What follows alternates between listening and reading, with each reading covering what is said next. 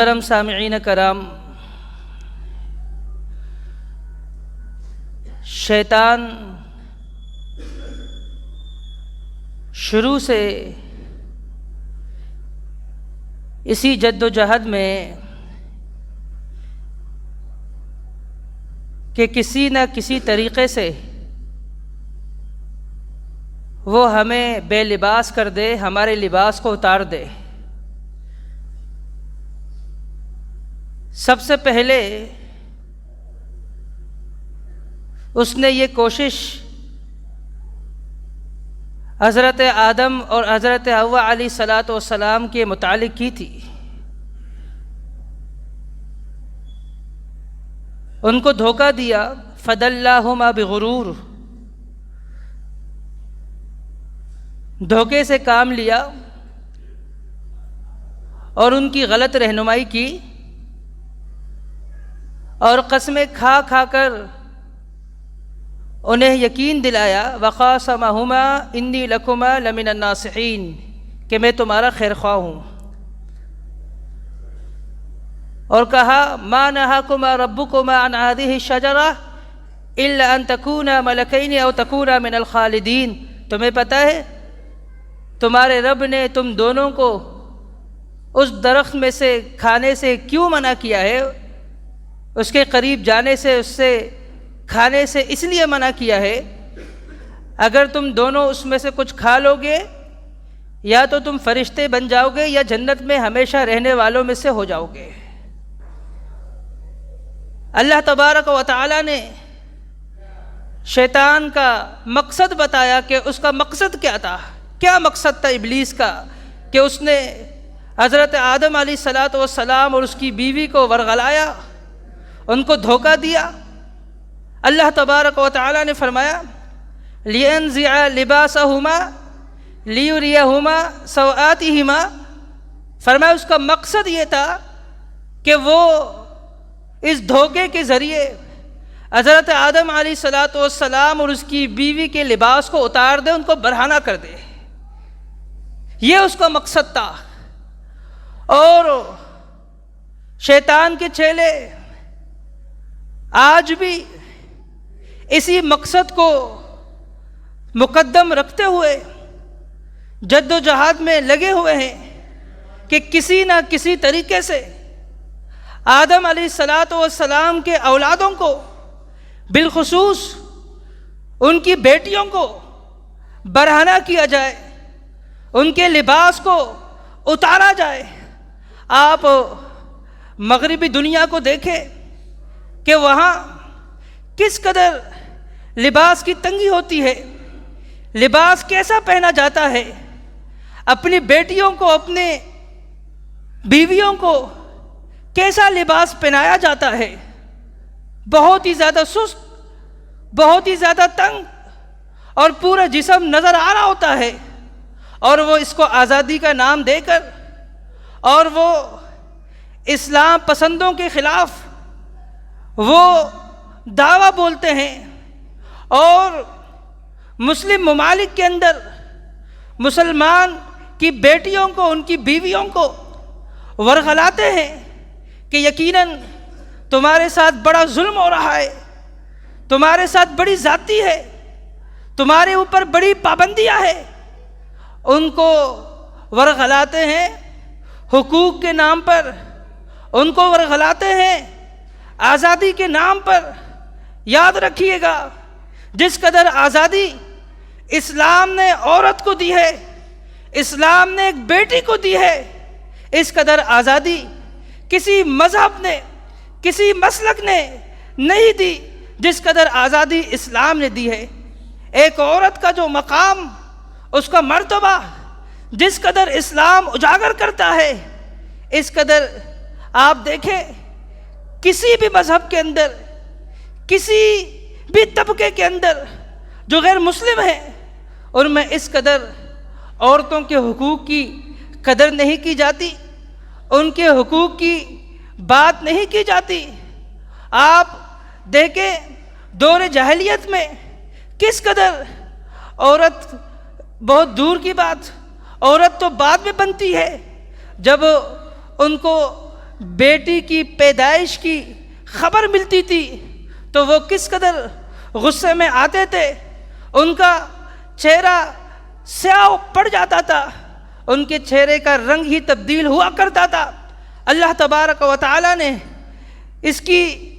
مثال قرآن کریم کے اندر دی ہے، فرمایا وَإِذَا بُشِّرَ أَحَدُهُمْ بِالْأُنثَىٰ ظَلَّ وَجْهُهُ مُسْوَدًّا وَهُوَ كَظِيمٌ کہ یہ وہ لوگ جو دور جاہلیت میں تھے، ان کی حالت یہ تھی جب ان میں سے کسی ایک کو یہ خوشخبری دی جاتی کہ تمہارے ہاں بیٹی کی ولادت ہوئی ہے، تمہاری گھر والی نے ایک بیٹی جنا ہے، فرمایا کہ ظل وجہہ مسودًا ان کے چہرے کا رنگ سیاہ پڑ جاتا، وہو کظیم اور انتہائی غصے سے وہ بھر جاتے، ان میں اتنا غصہ آتا تھا کہ میری گھر والی نے، میری بیوی نے بیٹی کیوں جنم لی ہے، ان کو تو بیٹا جنم لینا تھا۔ اس قدر وہ غصے میں آتے تھے اور پھر اپنی بیٹیوں کو جا کے زندہ درگور کیا کرتے تھے، ان کو زندہ گھڑے کے اندر پھینک کر، ان کے اوپر مٹی ڈال کر، ان کو زندہ درگور کر کر مارا کرتے تھے۔ اللہ تبارک و تعالی نے اس سے منع فرمایا، فرمایا وَإِذَا الْمَوْءُودَةُ سُئِلَتْ بِأَيِّ ذَنبٍ قُتِلَتْ کہ جس بچی کو زندہ درگور کیا جا رہا ہے اس بچی سے سوال پوچھا جائے گا، بِأَيِّ ذَنبٍ قُتِلَتْ کہ اس کے متعلق سوال ہوگا کہ کس گناہ کی وجہ سے اس کو زندہ درگور کیا گیا، اس کو قتل کیا گیا، یا وہ بچی خود پوچھے گی میرا جرم کیا تھا کہ مجھے زندہ درگور کیا گیا، مجھے قتل کیا گیا، مجھے زندہ مٹی کے اندر دفن کیا اور مجھے میری روح کو قبض کیا کہ زبردستی مجھے جو ہے گھڑے میں پھینکا گیا، میرا قصور کیا تھا، میرا جرم کیا تھا۔ رسول اللہ صلی اللہ علیہ وسلم نے سختی سے منع فرمایا۔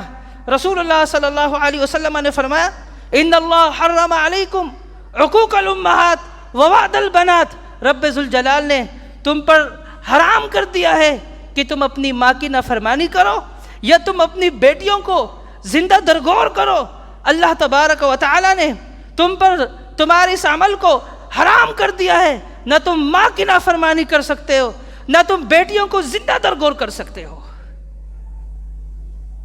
اور صرف اسلام نے زندگی کا تحفظ ان کو فراہم نہیں کیا بلکہ ان کو عزت بھی عطا کی۔ رسول اللہ صلی اللہ علیہ وسلم نے فرمایا فَمَنِ ابْتُلِيَ هَذِهِ الْبَنَاتِ جو بیٹیوں سے جس کی آزمائش کی جائے، جس کی آزمائش ہو بیٹیوں کی وجہ سے، فرمایا یقیناً یہ بیٹیاں اس کے لیے کل روز قیامت جہنم سے ایک آڑ بنے گی، ایک رکاوٹ بنے گی۔ یہ بیٹیاں جن کی وجہ سے انہوں نے صبر کیا، آزمائش میں مبتلا تھی، وہ پریشان رہی ہے، یقیناً یہ پریشانی، یہ صبر کرنا پریشانی پر، یہ بیٹیوں کی وجہ سے، یہ بیٹیاں سبب ہے جنت میں داخل ہونے کی۔ اسلام نے اس قدر جو ہے بیٹیوں کو عزت سے نوازا، ان کو مقام عطا کیا، ان کی زندگی کا تحفظ ان کو فراہم کیا۔ اور اللہ تبارک و تعالی نے ایک عورت کو مختلف انداز میں اس کو عزت سے نوازا۔ جب وہ بچی تھی، بیٹی تھی، تب بھی اس کو عزت دی، اور جب وہ بڑی ہو گئی اور نکاح کے قابل ہوئی اور کسی کے گھر چلی گئی، اس کے ساتھ اس کا نکاح ہوا، اس کی بیوی بنی، اس کو عزت دی، اور جب اس نے بچہ جنا، ان کے ہاں ولادت ہوئی، وہ ماں بنی، تب بھی اللہ تبارک و تعالی نے ایک ماں کی صورت میں اس کو عزت دی، اس کو مقام دیا، اس کو مرتبہ دیا۔ حضرت عائشہ صدیقہ رضی اللہ تعالی عنہا طاہرہ مطہرہ فرماتی ہے کہ دور جاہلیت میں نکاح کی 4 صورتیں تھی۔ پہلی صورت وہ یہی تھی جو ہمارے ہاں ابھی چل رہا ہے، جو اسلامی طریقہ ہے کہ اگر کسی لڑکی کے ہاں نکاح کا پیغام بھیجنا ہے، اس سے شادی کرنا ہے، تو عزت کے ساتھ جو ہے لڑکے والے جائیں گے اس کے گھر پر، اس کے بڑوں سے بات کر کر اس کا ہاتھ مانیں گے، تاریخ کا تعین ہو جائے گا، پھر ولی کی اجازت میں، گواہوں کی موجودگی میں عزت کے ساتھ اس کی شادی ہو جائے گی۔ ایک طریقہ یہ دور جاہلیت میں بھی تھا، اور دوسرا طریقہ دور جاہلیت میں وہ یہ تھا نکاح کا کہ ایک شخص، ایک مرد اپنی بیوی کو کہتا جاؤ تم فلان کے پاس چلی جاؤ، اور وہاں اس کے پاس جا کر اس کے پاس رہ کر اور بدکاری کر کر آتی، اور اس وقت تک خاوند اپنی بیوی کے قریب نہیں جاتا جب تک اس کو پتہ نہ ہوتا کہ یہ حاملہ ہوئی ہے۔ اگر اس کو اس کے حمل کا یقین ہو جاتا پھر وہ اس کے قریب جاتا، اور یہ ان کا نظریہ تھا اس طریقے کے اولاد جو ہے بڑا کمال کا پیدا ہوگا اور بہت ہی اس کا مقام ہوگا، مرتبہ ہوگا۔ اور تیسری صورت نکاح کا دور جاہلیت میں وہ یہ تھا کہ ایک خاتون کے ساتھ 10 مرد اکٹھے جاتے، اس سے ملتے، اور جب بچے کی ولادت ہوتی خاتون ان سب کو بلاتی، وہ 10 کے 10 آتے، مجال تھا کہ ان میں سے کوئی ایک غیر حاضر ہو، وہ 10 کے 10 وہ آتے اور سامنے بیٹھتے۔ اگر خاتون کہہ دیتی کہ یہ بچہ ان 10 میں سے اس کا ہے تو وہ اسی کا سمجھا جاتا، خاتون جس کا نام لیتی اسی کا بیٹا، اسی کی بچی وہ ہوتی۔ اور ایک طریقہ کار چھوٹی صورت نکاح کا وہ یہ تھا کہ کہیں مرد آ کر ایک خاتون سے ملتے، اس کی عزت کو تار و تار کرتے، اور جب وہ خاتون حاملہ ہوتی اور جب ان کے ہاں بچہ ہوتا، ولادت ہوتی بچے کی، تو وہ خاتون ان سارے مردوں کو بھی بلاتی، اور ایک قیافہ شناخت کو بلایا جاتا، وہ اس کے پاؤں چیک کرتا، وہ اس کے ہاتھوں کو چیک کرتا، وہ اس کے آنکھوں کو چیک کرتا، وہ اس کے ناک کو چیک کرتا، وہ اس کے سر کو چیک کرتا، اس کے چہرے کے پورے نقش کو چیک کر کر، اس کے پورے جسم کو چیک کر کر وہ قیافہ شناخت بتاتا کہ زیادہ تر اس کے نقش اس فلان شخص سے مل رہے ہیں، اور جس کا نام بتاتا، جس کے ساتھ اس بچے کو ملاتا تو وہ بچہ اسی کا سمجھا جاتا تھا۔ اسلام نے ان تینوں صورتوں کو ختم کر دیا، اور ایک ہی صورت جو آج ہمارے ہاں رائج ہے کہ عزت کے ساتھ ایک خاتون کا نکاح ہوتا ہے، عزت کے ساتھ وہ اس کے ساتھ رہتی ہے، اور ولادت ہوتی ہے بھی تو یقین ہے کہ یہ بچہ اسی کا ہے، کوئی اور اس کے باپ ہونے کا تصور بھی نہیں کیا جا سکتا۔ یہ دیکھیں کس انداز میں اسلام نے عورتوں کو حقوق فراہم کیا ہے اور ان کی عزت کا تحفظ کیا ہے۔ جس قدر اسلام نے عورتوں کو عزت دی، اس سے پہلے حالت یہ تھی کہ عورتوں کو تو انسان ہی نہیں سمجھا جاتا تھا، ان کو انسان نہیں سمجھا جاتا تھا کہ لڑکی بھی کوئی انسان ہے، عورت بھی کوئی انسان ہے۔ رسول اللہ صلی اللہ علیہ وسلم نے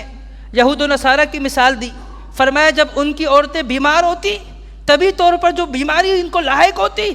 فرمایا لم یواکلوہن ولم یشاربوہن، نہ ان کے ساتھ کھانے کے لیے بیٹھتے ایک ہی دسترخوان پر، اور نہ پیتے ان کے برتنوں کے اندر، ان سے الگ و تھلگ رہا کرتے تھے۔ وجہ کیا ہے؟ وجہ یہ ہے کہ یہ بیمار ہے، بنات آدم کے ساتھ جو معاملہ ہے وہ معاملہ اسے پیش آیا ہے،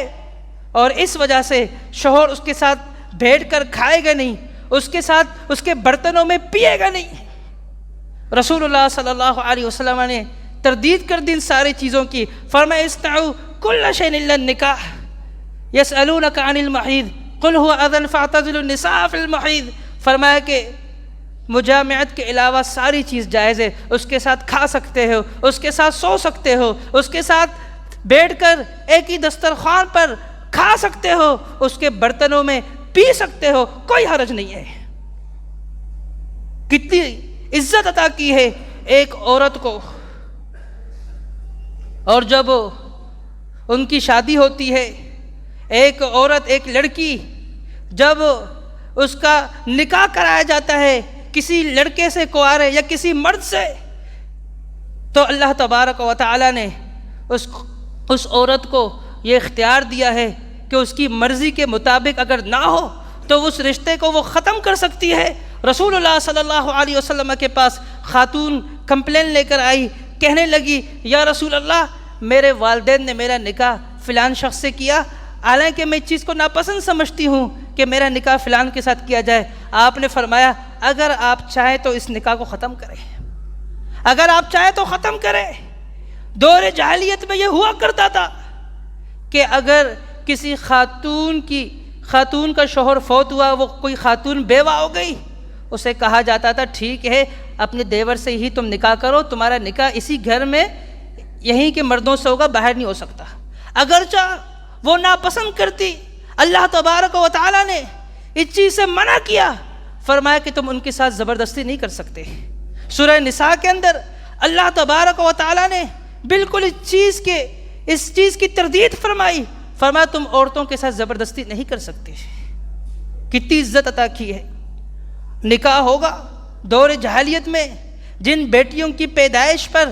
جو والدین پریشان ہوا کرتے تھے، جو باپ پریشان ہوا کرتا تھا، انہی بیٹیوں کے نکاح کے لیے حق مہر کو مقرر کیا گیا کہ ان کا نکاح ہوگا حق مہر کے ساتھ ہوگا۔ حق مہر نکاح کے لیے ضروری ہے، اس کو ضروری قرار دیا گیا۔ اور پھر وہی لوگ جو بیٹیوں کو بوجھ سمجھتے تھے وہ خوش ہونے لگے کہ اب یہی بیٹیاں بڑی ہوں گی اور ان کے حق مہر کے نام پر بڑا مال ہمارے پاس آئے گا، اور وہ بڑے بڑے حق مہر مانگ کر اس کو کھا کر خوش ہوتے تھے، اور جن کی بیٹیاں زیادہ ہوتی تو وہ زیادہ خوشی کا اظہار کرتے، اور آج بھی یہ سلسلہ چل رہا ہے۔ ورنہ اس سے پہلے کیا تھا؟ بیٹیاں بوجھ، اور بیٹیوں کو ان کی پیدائش کو ناگوار سمجھا جاتا تھا۔ اسلام نے عزت عطا کیا کہ ایک عورت اگر وہ کسی کی بیوی بنتی ہے، اگر وہ کسی کے نکاح میں جاتی ہے، حق مہر کے ذریعے جائے گی، اور وہ اپنی رضا کے ساتھ جائے گی، اس کے ساتھ زبردستی نہیں کیا جا سکتا۔ پھر اس کے حقوق بھی بتائے، فرمایا وَعَاشِرُوهُنَّ بِالْمَعْرُوفِ، ان کے ساتھ اچھے طریقے سے اس نے سلوک کے ساتھ معاملہ کرو، زندگی اچھے انداز سے گزارو۔ یہ نہیں ہے کہ بیوی ہے جو چاہے کرو، جوتے کی نوک پر رکھو، منع فرمایا۔ رسول اللہ صلی اللہ علیہ وسلم نے فرمایا اتقوا النساء، عورتوں کے بارے میں اللہ سے ڈرو۔ فرمایا رفقا بالقواریر، یہ عورتیں جو ہے یہ شیشے کے مانند ہے، ان کے ساتھ نرمی والا معاملہ کرنا۔ استوصوا بالنساء خیرا، عورتوں کو اچھی نصیحتیں کیا کرو، اچھی بات کی وصیت کیا کرو۔ فإنہن خلقن من ذل اعلیٰ، کیونکہ یہ ٹیڑھی پسلی سے پیدا کیے گئے ہیں، اگر اس کو سیدھا کرنے کے چکر میں پڑ جاؤ گے اسے توڑ ڈالو گے، اور اس کا توڑنا طلاق کی صورت میں بھی ہو سکتا ہے، خلا کی صورت میں بھی، کہ وہ بیزار ہو جائے، جان چھڑائے کہ مجھے اس سے اپنے نکاح کو فسخ کرانا ہے، مجھے نہیں چاہیے یہ، میں اس کے ساتھ نہیں رہ سکتی، یہ خلا کی صورت ہے۔ اور اس خلا کا اختیار اسلام نے دیا ہے ایک عورت کو، کہ وہ عورت، اس کا مطلب یہ نہیں ہے کہ شوہر جیسا بھی ہو، وہ پوڈری ہو، وہ نشئی ہو، اور وہ دنیا جہاں کے جو ہے جرائم کرنے والا ہو، وہ ظلم اور ستم کرنے والا ہو، تو یہ اس کے نکاح میں آ چکی ہے، یہ اس سے خلاصی نہیں کر سکتی، ایسا نہیں ہے۔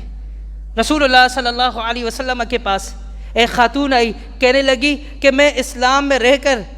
میں اپنے خاوند پر کوئی عیب نہیں لگانا چاہتی، اس کے اخلاق کے حوالے سے کوئی میں بات نہیں کرنا چاہتی کہ وہ بد اخلاق ہے، کوئی طعنہ نہیں لگانا چاہتی، میں کوئی عیب نہیں لگانا چاہتی، وَلَكِنِّي أَكْرَهُ فِي الْإِسْلَامِ، لیکن میں اسلام میں چیز کو ناپسند سمجھتی ہوں، میں جان چھڑانا چاہتی ہوں اس سے جس کے ساتھ میرا نکاح ہوا پڑا ہے۔ رسول اللہ صلی اللہ علیہ وسلم ایک سوال پوچھا، سوال کیا تھا؟ أَتُرِيدِينَ عَلِيَ حَدِيقَةً، وہ باغ جو حق مہر نے انہوں نے آپ کے حوالے کیا تھا، آپ کو دیا تھا، کیا آپ واپس لوٹا سکتی ہے؟ کہا میں وہ بھی لوٹانے کے لیے تیار ہوں۔ آپ علیہ الصلوۃ والسلام نے شخص کو بلایا، کہا اقبل الحدیقہ وطلقها تطلیقا، اپنے باغ کو لے لو اور اس کی جان چھوڑ دو۔ یہ خلا کا طریقہ، یہ خلا اس انداز میں رسول اللہ صلی اللہ علیہ وسلم نے اس کی اجازت دی کہ جب کوئی شرعی عذر ہو، زندگی گزارنا بہت زیادہ مشکل ہو۔ قرآن کریم سورہ بقرہ کے اندر آیت نمبر 230 کے بیچ میں بھی اللہ تبارک و تعالیٰ نے اس خلا کا تذکرہ کیا کہ جب تم فَإِنْ خِفْتُمْ أَلَّا يُقِيمَ حُدُودَ اللَّهِ، تمہیں یقین ہو جائے کہ تم دونوں کا آپس میں اکٹھا رہنا دشوار ہو چکا ہے، ممکن نہیں ہے، ناممکن ہو چکا ہے، تو فرمایا فدیہ دے کر جان چھڑاؤ۔ کتنے حقوق آپ دیکھیں، کتنی آزادی ہے کہ نکاح ہوگا بھی پسند سے۔ فرمایا کہ ممن خلق ترضون دینہ وخلقہ فزوجوہ الا ان تکون فتنۃ فی الارض وفساد عریض۔ فرمایا جب وہ آپس میں ایک دوسرے کو پسند کرتے ہو، اخلاق بھی ان کا اچھا ہو، اور وہ دیندار بھی ہو، دین سے بھی ان کا تعلق ہو، تو فرمایا اپنی ہٹ درمی کی وجہ سے ان کو جدا نہ کرو، بلکہ ان کا آپس میں نکاح کرا کے ان کو ایک کر دو، ورنہ فتنہ اور فساد ہوگا۔ یہی ہوتا ہے، کوئی وجہ نہیں ہوتی، بس وجہ یہ ہے کہ برادری سے باہر کر دی، ناک کٹ جائے گی، لوگ تانا دیں گے، کیا وجہ ہے؟ بس صرف اپنے ناک کو بچانے کے چکر میں اپنے پوری زندگی پر اپنے سر کو جھکا کر گزار رہے ہوتے ہیں۔ وہ والدین جو مانتے نہیں ہیں، بغیر شرعی عذر کے انکار کر رہے ہوتے ہیں، پھر بعد میں ان کو پتہ چلتا ہے بچی نے صرف نکاح نہیں کیا کورٹ میں جا کر، بلکہ وہ ماں بھی بننے والی ہے۔ پھر وہ دوستوں سے چھپ رہا ہوتا ہے، دروازے پر دستک ہوتی ہے، دوست ملنے آیا ہوتا ہے، کہا جاتا ہے ان کو کہو کہ وہ نہیں ہے، اس ڈر سے کہیں ان کو بھی تو پتہ نہیں چلا ہے، کہیں وہ اسی متعلق سے مجھ سے ملنا نہیں چاہتا، کہیں میں اس سے مل کر وہ اس حوالے سے مجھ سے کہیں بات نہ کرے، مجھ سے کوئی سوال نہ پوچھ لے۔ پوری زندگی جو ہے اپنے سر کو نیچے کر کر پھر گزارنا پڑتا ہے۔ اس کا یہ مطلب نہیں ہے کہ وہ غلط رستے کا انتخاب کر رہے ہیں اور آپ کو اللہ نے سمجھ دی ہے اور آپ اس کو منع نہ کریں، اس کا یہ بھی مطلب نہیں ہے۔ اللہ تبارک و تعالیٰ نے والدین کے حقوق بتائے، تو آپ نے سن لیا کہ اللہ تبارک و تعالیٰ نے ایک عورت کو کتنی عزت دی کہ وہ بیوی ہے، تو اس کے مقام اور مرتبے کے حوالے سے بھی بتایا، فرمایا الرجال قوامون علی النساء۔ ہاں، اس بات پہ کوئی شک نہیں کہ ایک مرد عورت کے اوپر نگران ہے۔ اس کی وجہ کیا ہے؟ وَبِمَا أَنفَقُوا مِنْ أَمْوَالِهِمْ، کیونکہ وہ کما کر لاتا ہے، اخراجات پوری کرتا ہے، وہ اس کی ضروریات کا خیال رکھتا ہے، اس کی ضروریات کو پورا کرتا ہے۔ اس وجہ سے اللہ تبارک و تعالیٰ نے اس کو نگران بنایا ہے۔ تو مرد عورت کا نگران ہے، عورت مرد کا نگران نہیں ہے۔ اور اگر خاوند مر جائے، فوت ہو جائے، تو اس صورت میں دور جاہلیت میں کیا ہوا کرتا تھا؟ دور جاہلیت میں والذین یتوفون منکم ویذرون ازواجا وصیۃ لازواجہم متاعا الی الحول غیر اخراج، 1 سال تک ٹھہرتی تھی، 1 سال تک عورت انتظار کرے گی، عدت گزارے گی۔ اللہ تبارک و تعالیٰ نے کیا فرمایا؟ والذین یتوفون منکم ویذرون ازواجا یتربصن بانفسہن 4 اشہر و10، اگر غیر حاملہ ہے تو 4 مہینے 10 دن اس کی عدت ہے، اور اگر حاملہ ہے وَأُولَاتُ الْأَحْمَالِ أَجَلَهُنَّ أَن يَضَعْنَ حَمْلَهُنَّ، تو وضع حمل تک اس کی عدت ہے۔ اس سلسلے کو ختم کر دیا جو دور جاہلیت میں تھا۔ کتنے تکلیف دہ تھا وہ پیریڈ 1 سال کا، کہ خاتون آ کر کہنے لگی یا رسول اللہ سرما لگانا چاہتی ہوں، آنکھ پر تھوڑی تکلیف ہے، برداشت نہیں کر سک رہی۔ فرمایا کہ آپ سے پہلے عورتیں 1 سال تک عدت گزارتی تھی، اور جب تک اونٹ کے اور بکریوں کی مینیاں پھینکے نہیں جاتے باہر، تو وہ اپنے خیموں سے باہر نہیں نکلتی تھی۔ یہ ایک دلیل ہوتی تھی، ایک علامت ہوتی تھی، اب تم آزاد ہو چکی ہے، باہر نکلو، تمہارا سال پورا ہو چکا ہے۔ فرمایا اور تم یہ چند وقت جو عدت ہے، پیریڈ ہے، چھوٹا سا تھوڑا سا، اس پر صبر نہیں کر پا رہی، اور خاون فوت ہو جائے، اگر اولاد نہیں ہے تو اللہ تبارک و تعالیٰ نے میراث میں سے اولاد نہ ہونے کی صورت میں وَلَهُنَّ الرُّبُعُ مِمَّا تَرَكْتُمْ إِن لَّمْ يَكُن لَّكُمْ وَلَدٌ، اگر اولاد نہیں ہے تو چھوٹا حصہ، اولاد ہے تو 8واں حصہ، اگر اولاد ہے 8واں حصہ، اولاد نہیں ہے تو چھوٹا حصہ خاون کے میراث میں سے اللہ تبارک و تعالیٰ نے عورت کے لیے رکھا ہے۔ اور اگر وہ بیٹی ہے، اس کا والد فوت ہوتا ہے، میراث چھوڑتا ہے، اور جو والد مرا ہے اس کی کوئی نرینہ اولاد نہیں، اور بیٹی بھی اکیلی ہے، فرمایا کہ اس کو نصف 1 کروڑ میں سے 50 لاکھ روپے ملیں گے، نصف کا وہ نصف میراث جو ہے ترکہ اس کو ملے گا۔ اور اگر 2 ہے، فرمایا کہ تو وہ ثلثان کے اندر، یعنی 6 لاکھ میں سے 2 لاکھ کے اندر شریک، 4 لاکھ کے اندر شریک ہوں گی، 9 میں سے 6 کے اندر، 6 میں سے 4 کے اندر وہ شریک ہوں گی۔ اللہ تبارک و تعالیٰ نے، اسلام نے، محمد مصطفیٰ صلی اللہ علیہ وسلم نے ان کو بے حیثیت ایک بیوی بھی عزت دی ہے، اور بے حیثیت ایک بیٹی بھی عزت دی، اور بے حیثیت ایک ماں بھی عزت دی ہے۔ اللہ تبارک و تعالیٰ نے کیا فرمایا؟ فرمایا کہ اللہ کی عبادت کرو، اللہ کے ساتھ کسی چیز کو شریک نہ ٹھہراؤ، والدین کے ساتھ اس نے سلوک کا معاملہ کرو. وَقَضَىٰ رَبُّكَ أَلَّا تَعْبُدُوا إِلَّا إِيَّاهُ وَبِالْوَالِدَيْنِ إِحْسَانًا إِمَّا يَبْلُغَنَّ عِندَكَ الْكِبَرَ أَوْ أَحَدُهُمَا أَوْ كِلَاهُمَا فَلَا تَقُل لَّهُمَا أُفٍّ وَلَا تَنْهَرْهُمَا. ان کو اف تک کہنے کی اجازت نہیں. صحابی رسول نے آ کر سوال کیا یا رسول اللہ یہ بتائیے کہ کون زیادہ حق رکھتا ہے, من احق بحسن صحابتی, کہ میں اس کے ساتھ حسن سلوک کا معاملہ کروں, سب سے زیادہ میرے حسن سلوک کا حقدار کون ہے, اس کا نام بتائیے. فرمایا امک, آپ کی ماں. ثم آئی, پھر کہا کون سا, کہا امک, آپ کی ماں. پھر سوال کیا, پھر کہا امک, آپ کی ماں. چوتھے مرتبہ سوال کیا, فرمایا ابو کا, آپ کے والد. اب جہاں عورتیں یہ سوال کرتی ہے, جہاں عورتیں یہ سوال اٹھاتی ہے, ان کو ورغلایا جاتا ہے کہ تم یہ سوال اٹھاؤ کہ ایک مرد کو جو ہے, جو تمہارا ہی بھائی ہے, اس کو باپ کی میراث میں سے 2 حصے ملتے ہیں, تمہیں ایک حصہ ملتا ہے, کیوں؟ یہ سوال عورتیں اکثر اٹھاتی ہے. تو کیا خیال ہے کہ مرد کو بھی یہ سوال اٹھانا چاہیے کہ مرد پورا دن کماتا ہے, اپنی پوری زندگی وہ صرف کرتا ہے جن بچوں کے لیے, اور اپنی خواہشات کو چھوڑ کر ترک کر کر اپنی پوری جوانی کو لگا لیتا ہے, صرف کرتا ہے, محنت مزدوری کر کر, اور پورا دن پھر آور ٹائم یہ سارے صرف ان کی ضروریات کے لیے. لیکن پھر بھی چوتھے نمبر پر جو ہے وہ ایک باپ کا جو ہے درجہ بن رہا ہے, ماں کا زیادہ بن رہا ہے. تو یہ سوال بھی پھر اٹھنا چاہیے. اللہ تبارک و تعالیٰ نے منع فرمایا, اللہ تبارک و تعالیٰ نے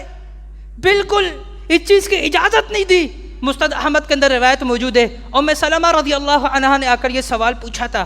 سوال پوچھا, یا رسول اللہ, مرد تو جہاد میں شامل ہوتے ہیں, عورتیں نہیں ہوتی, اور عورتوں کے لیے تو میراث میں سے بھی جو ہے وہ نصف ہے مردوں کے مقابلے میں. اللہ تبارک و تعالیٰ نے قرآن کریم کی آیات نازل کر دی, وَلَا تَتَمَنَّوْا مَا فَضَّلَ اللَّهُ بِهِ بَعْضَكُمْ عَلَىٰ بَعْضٍ. تم اس چیز کی تمنا نہ کرو جس چیز کی اللہ نے تمہارے بعض کو بعض پر عزت دی ہے, فوقیت عطا کی ہے, اس چیز کی تمنا نہ کرو. فرمایا کہ لِلرِّجَالِ نَصِيبٌ مِّمَّا اكْتَسَبُوا, یہ نہیں کہ مرد ہی اچھے اعمال کر کے جنت میں جائیں گے, عورتوں کا خیال نہیں. اسلام نے عورتوں کا بھی لحاظ رکھا ہے. فرمایا اگر مرد اچھے عمل کریں گے تو جو انہوں نے کمائے اچھے اعمال کیے ہیں ان کو اجر دیا جائے گا. اور اسی طرح وَلِلنِّسَاءِ نَصِيبٌ مِّمَّا اكْتَسَبْنَ, اور عورتوں کے لیے بھی اسی طرح حصہ ہے جو بھی وہ کمائیں, یعنی جو بھی وہ اعمال کرے ان کے بھی اعمال کی قدر کی جائے گی, بے قدری نہیں کی جائے گی. بہت ساری چیزیں ایسی ہے جہاں پر عورتوں کو مردوں سے زیادہ فوقیت ہے, اور بہت ساری چیزیں ایسی ہیں جہاں مردوں کو عورتوں پر فوقیت حاصل ہے. آپ اس طرح سمجھے 8 سبجیکٹ ہے, 8 سبجیکٹ میں سے 3 سبجیکٹ ایسے ہیں کہ مرد لڑکا اس کے جو ہے نمبر لڑکی کے مقابلے میں, عورت کے مقابلے میں زیادہ ہیں. لیکن پھر جو دیگر 5 سبجیکٹ ہے آپ ایسا سمجھے کہ وہاں اس مرد کے نمبر کم ہوتے ہیں, وہاں زیادہ ہوتے ہیں, اور جب ٹوٹل کرتے ہیں دونوں کے نمبر مساوی ہے. لیکن یہ نہیں ہے کہ آپ یہ بالکل نہ سمجھے کہ اسلام نے عورتوں کی حقوق کی جو ہے حق تلفی کی ہے, ذاتی کی ہے عورتوں کے ساتھ. جس قدر اسلام نے عورتوں کو عزت عطا کی ہے, ایک بیٹی ہونے کی صورت میں, ایک بیوی ہونے کی صورت میں, اور ایک ماں ہونے کی صورت میں. بیٹا مر جائے اور اگر اس کی اولاد ہے ماں کے لیے 6واں حصہ, اور اگر اولاد نہیں ہے ماں کے لیے ثلث, اور اگر اس کے اخیافی بھائی ہے تو پھر وہ سارا سلسلہ دیکھا جائے گا. اس کی پھر مختلف 3 حالتیں بنتی ہے. تو محترم بھائیوں, اللہ تبارک و تعالیٰ نے عورتوں کو بڑی عزت سے نوازا ہے, ان کو بہت عزت عطا کی ہے, اور عورتوں کی عزت اسلام میں ہے, اسلام سے باہر نہیں. جتنی اسلام نے عورتوں کو آزادی دی ہے اس قدر کسی نے آزادی نہیں دی. جو لوگ آزادی کی بات کرتے ہیں ان کی آزادی صرف بے حیائی کے اندر ہے, مارکیٹوں میں, بازاروں کے اندر, اور فیسٹیول کے اندر, اور مختلف جگہوں پر ان کی عورتوں کی, ان کی بیٹیوں کی آزادی کپڑوں کے تنگی کے اعتبار سے تو نظر آتی ہے, دیگر حقوق میں نظر نہیں آتی. اسلام نے ہر اعتبار سے عورت کا لحاظ رکھا ہے، ماں کا لحاظ رکھا ہے، بیٹی کا خیال رکھا ہے، ان کو مقام و مرتبہ دیا ہے۔ اللہ تبارک و تعالیٰ سے دعا ہے کہ اللہ تبارک و تعالیٰ ہمیں سمجھنے کی توفیق عطا فرمائے، اور شیطان اس کے چیلے جو اسی مشن میں اور اسی جد و جہد میں لگے ہوئے کہ کسی طریقے سے آدم کی بیٹیوں کو، آدم کے بیٹوں کو ننگا کیا جائے، اور زیادہ تر ان کا جو ہدف ہے وہ آدم کی بیٹیاں ہے کہ ان کو کسی طریقے سے برہنہ کر کر ان کے لباس کو اتارا جائے۔ اللہ تبارک و تعالی ہم سب کو شیطان کے وسوسوں سے، شیطان کی ان چھالوں سے، شیطان کے چیلوں کے ان ادکھنڈوں سے ہم سب کو محفوظ رکھے۔ اللہ تعالیٰ جب تک زندہ رکھے، اسلام پر زندہ رکھے، حیا والی زندگی کے ساتھ اللہ تعالیٰ ہمیں جینے کی توفیق عطا فرمائے۔ وقولوا لہذا استغفر اللہ لی ولکم وآخر دعوانا الحمد للہ رب العالمین۔